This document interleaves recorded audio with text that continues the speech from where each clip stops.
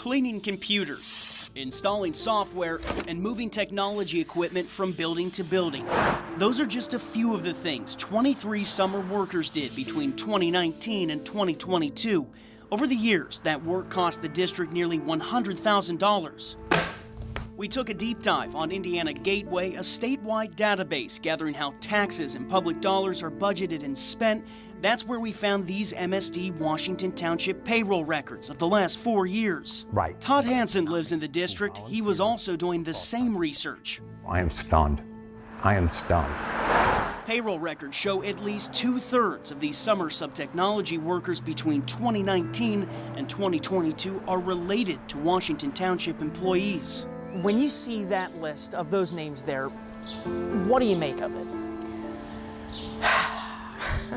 I recognize a lot of the names, and I recognize a lot of the names as administration.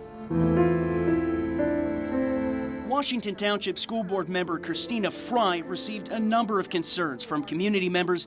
We reached out to each board member. She was the only one who agreed to speak to us or give a statement.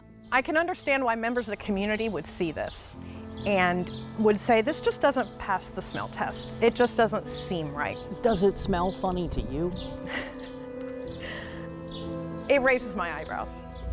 In 2022 alone, 8 of the 10 workers were related to employees, including 2 children of Superintendent Nikki Woodson, a child of HR Director Matthew Kaiser, a child of former North Central Principal Evans Brannigan, and 3 sons of Technology Director Michael Kneebone. Does that seem like a coincidence to you? Coincidences aren't coincidences. They were made to happen for a reason. Graduation records show Kneebone's children didn't even attend Washington Township schools. District parent Kelly Campbell says she's bothered by the whole thing. Because of the number of children versus the number of children that are not related to these, administrators. We reached out to the district and requested interviews with Superintendent Woodson and Technology Director Kneebone. The district denied those requests. We also requested documentation of supervisors and timesheets. The district didn't provide either.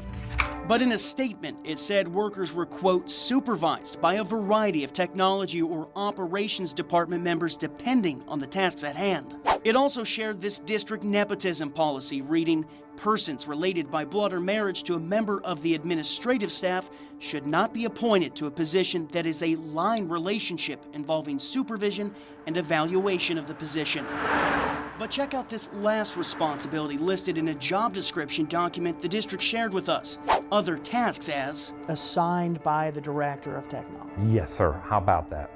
How about that? And to say that there's no direct line supervision. How about that?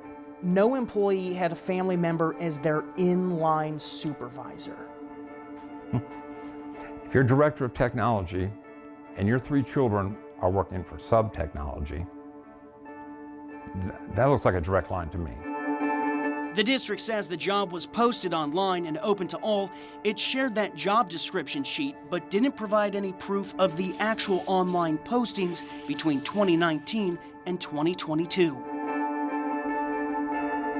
The school board approved the hire of an external technology contractor back in 2021. The contractor covered work for all grade levels except high school. But on May 17th, almost 3 weeks after our initial inquiry to the district, the technology director asked the board to extend and expand the contract so it also covers the high school.